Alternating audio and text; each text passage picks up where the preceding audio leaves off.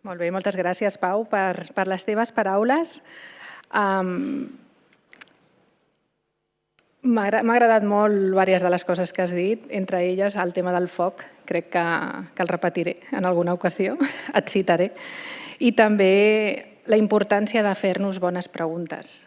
Estem en un moment que sempre ha sigut important tenir aquesta capacitat crítica i ser capaços de fer-nos preguntes, però estem en un moment en què no només és fer-nos preguntes, sinó que aquestes siguin bones, perquè si no ens poden portar per uns camins que tampoc porten enlloc o el lloc que em porten no sé si és el més adequat. També m'uneixo a les teves felicitacions, sobretot dels 25 anys a la xarxa de museus locals i agrair-vos a tots els museus que ens heu ajudat a arribar fins aquí. Doncs molts de vosaltres esteu presents, d'altres us heu anat incorporant al llarg del temps, però certament ha sigut molta feina, molts esforços i seguirem endavant. També vull saludar i agrair la presència de tots vosaltres que esteu aquí presencialment. És molt important aquests espais de trobada per veure'ns les cares més enllà de la pantalla, que la pantalla també té coses bones, que és fer-nos més accessibles. Tot aquest coneixement es fa accessible a persones que potser d'una altra manera no podrien arribar-hi. I també, com no, a les persones de la Diputació que ens han ajudat a formar part del programa, a les persones del nostre equip que ens ajuden amb molta feina que hi ha darrere a que això sigui possible i també a les persones de l'equip tècnic que sempre ens acompanyen. Ja sabeu el títol de la jornada, són unes jornades que parlem d'obrir el museu i fer comunitat. És una mirada transversal. En el museu no treballem sols, sou plenament conscients, i a les polítiques patrimonials tampoc. Per això hem volgut fer aquesta transversalitat que es reflecteixi en el programa.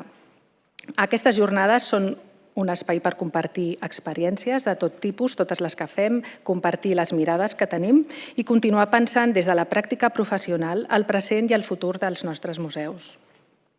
Volem reflexionar sobre la relació dels museus amb les persones, amb les comunitats i amb el territori que comparteixen, que és on treballem. Però sé que no cal, i més a vosaltres, potser amb un altre públic sí que caldria, però ja sabeu que no partim de zero. Són molts anys que estem treballant amb aquestes qüestions, molts. És molta la feina que hem fet, fem i farem. Per sort, cada cop som més conscients de la funció social del museu. Ja sabeu que des del 2022 va canviar la definició que va fer l'ICOM de museu i ja està incorporada aquesta funció social com una de les funcions més rellevants. De vegades tinc dubtes si dir més rellevants o molt rellevants, però realment sí que cada cop és més central aquesta funció que es realitza des del museu. Per què? Perquè hem d'escoltar millor, hem de generar vincles més estables amb tot l'entorn. Quan parlem de comunitat, a mi m'agradaria també deixar clar que no només és amb la comunitat i territori que he comentat, sinó també com formem part d'institucions i d'organitzacions, també ens hem d'obrir a la resta d'ecosistema que forma part de les nostres administracions. No estem sols, hem de buscar aquestes aliances, aquestes xarxes que portem treballant des de fa tants anys, també fer-ho des de dintre, perquè sovint mirem cap a fora, què podem fer cap a fora, però també cap a dintre de la nostra pròpia organització i més en aquesta època de canvi en la que estem. Canvi, jo ja no sé si és canvi, però perquè ja forma part de la roda amb totes les noves lleis de contractació, de fiscalització, d'administració que sovint intenten ajudar-nos en el dia a dia, però sovint ens costa. I explicar-nos més cap als altres serveis de les organitzacions en les que estem fa que ens entenguin i si ens entenen i saben el que fem, segurament ens ajudaran una miqueta més.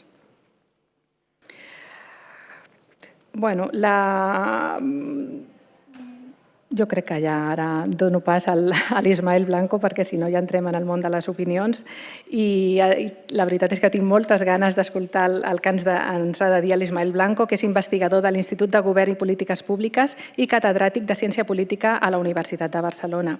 La seva intervenció ens ajudarà a situar el paper dels equipaments culturals com a infraestructures socials i comunitàries i a pensar com podem contribuir a la construcció de vincles, a la cohesió social i territorial i a la la transformació des de l'àmbit local. Al llarg d'aquestes jornades també tindrem l'oportunitat de conèixer experiències concretes de museus i equipaments patrimonials que treballen en aquesta línia. Són projectes que ens permetran passar del marc general a la pràctica i que ens aportaran mirades, aprenentatges i preguntes útils per al conjunt dels professionals dels museus. Finalment, les jornades es clouran amb una taula rodona moderada per la Carola Castellà, que és la cap de l'Oficina Tècnica de Participació per als Governs Locals de la Diputació de Barcelona. Serà un espai on posar en comú reflexions, contrastar experiències i obrir possibles línies de treball. I, com a cada jornada, qüestions pràctiques i de funcionament d'aquests 2 dies que duraran les jornades. Si voleu fer preguntes des de la sala, hi haurà un micròfon que estarà disponible per tots vosaltres quan finalitzi cada intervenció. Igualment, els que esteu en línia, que ens seguiu en línia, ho podeu fer a través de l'apartat del xat. Els que esteu en línia teniu l'opció al Zoom d'activar la traducció simultània. Si esteu aquí a sala ja sabeu que aquí a l'entrada estaven els aparells. I crec que no em deixo... Ah, sí, el hashtag, que no sé si està aquí posat. No, bueno, el hashtag us agrairem molt si teniu comentaris a fer-nos, a dir, a través del hashtag jornadaxml26. També teniu el codi QR per connectar-vos al wifi, sobretot els que esteu aquí a la sala, perquè és un espai que té certes dificultats de connexió. I poca cosa més. Espero que gaudiu d'aquests 2 dies, dels contactes, de les converses, de les ponències i esperem que això ens ajudi a tots a treballar una miqueta millor. Moltes gràcies.